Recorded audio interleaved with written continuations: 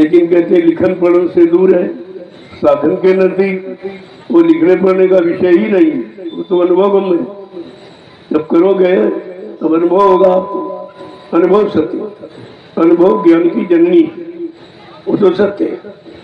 लेकिन अनुभव जिसने किया है जब वो कराएगा तब अनुभव। ये सुनाने पढ़ाने लिखाने वाले कोई अनुभव नहीं है, ये तो दूसरे का अनुभव है। जो तुम पढ़ते हो, लिखते हो, सुनते हो, याद करते हो या सुनाते हो, ये तो दूसरे का है, तुम्हारा इसमें कुछ है। अगर पूछ दिया जाए भाई इसके बारे में तो कुछ क्यों जरा करके बताओ, कहते नहीं भाई हमने पढ़ा था, हमने पढ़ा था उनकी वाणी उनकी वाणी उनकी वाणी। तो वो कहेगा अरे भाई तुम्हारी वाणी क्या, तुम्हारा अनुभव क्या, तुमने कौन सा अनुभव किया, कौन सा तुम्हारे पास अपना ज्ञान है। तो इससे फिर हो जाए। जितने विद्वान है इनसे कहो कि 4 वेद 6 7 18 पुराणों को छोड़ के बात करिए तो बिल्कुल मौन हो जाएगा।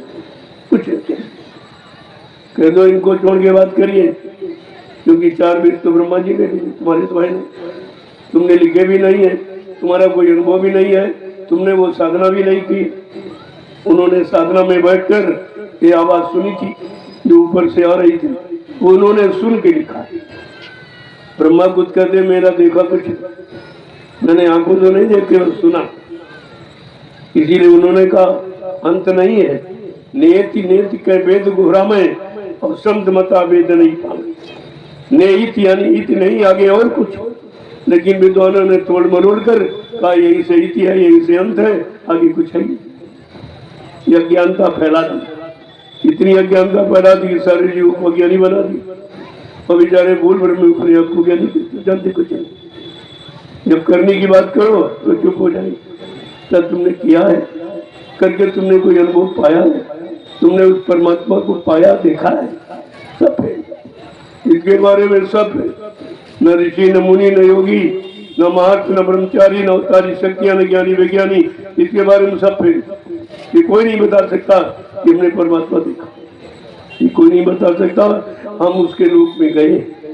ये तो अपने अपने लोग में थे, जैसे तुम रतलोक में बैठे हो और यहाँ का जो सुख है दुख आप उठा रहे हो, आपको मिल रहा है, इसी तरह वहाँ दुख नहीं है, सुख है केवल। लेकिन वो सुख भी छड़ी का मान, वो तो पुण्य के पुण्य कर्मों के द्वारा आपको उन लोगों का सुख मिल गया और उनको स्थान दे दिया। ब्रह्मा जी को ब्रह्मलोक का स्थान दे दिया, विष्णु को विष्णुलोक का दे दिया, शिव जी को शिवलोक का स्थान दे दिया, और राम के साकेत लोक को स्थान दे दिया, और गोलोक यानी कृष्ण भगवान को दे दिया, और देवी देवताओं के 2 लोक। और तुम्हारा घर सत्यलोक वो तो किसी को नहीं दिया गया, वहां कोई पहुंचे नहीं, और जब तक वहां से कोई नहीं आएगा तब तक तुम यहाँ से जा नहीं सकते। ये राज केवल संतों ने खोला, किसी को नहीं मालूम था कुछ। अब वो धीरे धीरे धीरे धीरे आपको उसकी जानकारी कराएगी। अगर एक बार कह दिया जाए तो आप कुछ नहीं समझे। अगर एकदम अध्यात्म की चर्चा कर दी जाए खाली आंतरिक चढ़ाई की, या तो तुम सो जाओगे या तो उठ के चले जाओगे, क्योंकि तुम्हारे सुन जाएगा पूरा मन एकदम तुम्हारा रुका भी का मायूस हो जाएगा। तो कह रहे इसमें तो कुछ है ही, वो तो भोगों के रस में मस्त, वो विषय रस में मस्त है, और ये अमृत रस, ये संत वाणी अमृत रस।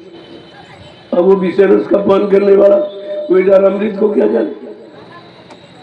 भगवान राम ने जब करोड़ों को मार डाला, अंत में उसको बड़ा प्रायश्चित हुआ कि हमने बड़ा गलत किया। हमारा तो अपराधी केवल एक रावण था, हमने पूरे परिवार को मार डाला, लंका में तमाम बेगुनाह निर्दोष जीवों को मार डाला, तो उनको बड़ा प्रायश्चित हुआ। लेकिन प्रायश्चित का समाधान तो संत महापुरुषों के पास, और संत माता उस समय आए नहीं थे। उन्होंने अपने गुरु विश्वामित्र से सलाह ली कि महाराज हम क्या करें। कहना भाई ये उपाय तो मेरे पास है, कर्मों की सजा माफ करने का अधिकार मुझको, मुझे ये भौतिक ज्ञान और भौतिक लाभ और भौतिक साधना इसका तो मुझे अधिकार है, लेकिन आत्मिक ज्ञान और आत्मिक साधना का और किए गए पाप कर्मों के अपराधों को क्षमा करना ये मेरे अधिकार के बात। तो उनके गुरु ने भी इनकार किया। अब उनको और बड़ा दुख हुआ, तुमने बड़ा अपराध किया, गुरु भी कह रहा मेरे बस का नहीं, और हमें तो कुछ जो गुरु ने बताया वही मालूम, और गुरु हमारा कह रहा कि हमें मालूम नहीं इसके बारे में, और हम इसमें तुम्हारा कुछ नहीं कर सकते, कर्मों की सजा तुम्हें देनी पड़ेगी, क्योंकि भगवान का विधान है कर्म प्रधान विश्व रच राखा, जो जस करी तो सोच जाता। कहा मैंने कर्मों आधार पर विश्व की रचना की है, कर्म मेरा आधार है और कर्मों के आधार पर मैंने विश्व की रचना की। अब जो जैसा कर्म करेगा मैं उसको फल दे सकता, कर्म को नष्ट नहीं कर सकता, और अदला बदली की पुण्य से पाप का अदला बदली का ले भी नहीं, और न मैं किसी को क्षमा कर सकता। ये तीन बातें कहा, ये कहा, और यही होना चाहिए। और जब तक ये नहीं होगा तुम्हारे अपराध क्षमा नहीं होंगे, और किसी जीवात्मा को काल यानी निकलने नहीं देगा। वो कहेगा हमारा कर्जा दिए जाओ, तुमने ये अपराध किया, ये पाप किया, ये इसको काटा, इसको मारा, इसको सताया, इसके बेईमानी, इसकी कीना जबकि मतलब यानी ये अपराध आपने किया, तो उस अपराध का जो सजा है पहले वो तो भोगो, ये कर्मों की सजा पूरी करो, तब यहाँ से निकलने दिया जाएगा, जब कोई नहीं जा सकता।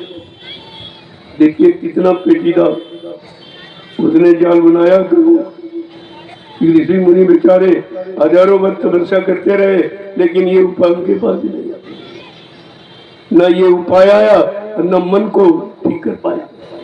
मन तपस्या से भी ठीक नहीं, मन योगी लोग योग साधना करके हार गए और मन कंट्रोल नियंत्रण में नहीं।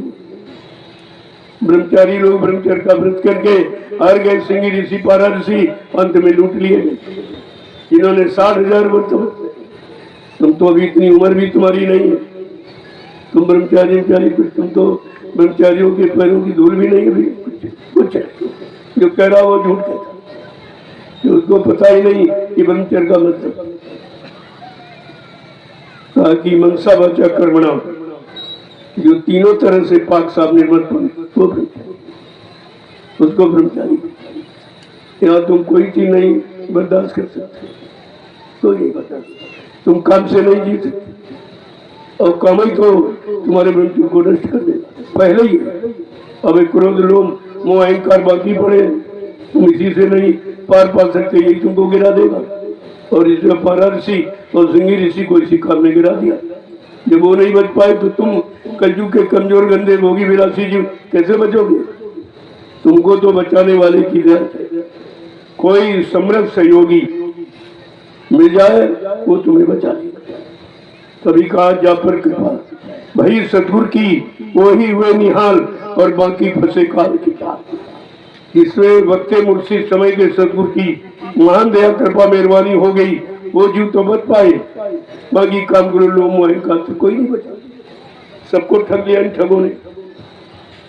इसलिए प्रेमियों विचार करना, अभी तो सत्संग सुनाने का समय नहीं है, क्योंकि आप में अभी क्षमता नहीं, आप में कोई काम करो लोग मोह का तो कम हुआ नहीं, जाने की बात तो छोड़ दो, कम नहीं। तो जब तक जाएगा नहीं तब तक ये तुम्हारा काम सिद्ध नहीं होगा, इसलिए कठिन है। लेकिन सतगुरु दाल की दया मिल गई, बहुत सारा सतगुरु प्यार मिला, जिनको अपमान बड़ा ही क्या जाने, कोई तुझसे बहुत दूर हो जाए। केवल दया मिल गई तो सब सारे अपराध खत्म, सारे पाप। दया में वो शक्ति, वो ताकत जो सबको नष्ट कर,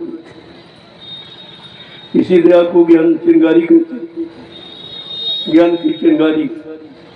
जैसे कोई फूस बहुत ढेर हो फूस का, एक चिंगारी डाल दो और हवा का सहयोग मिल जाए तो वो जल के राख, वो चिंगारी इतने बड़े ढेर फूस को जला के इतना कर देगा।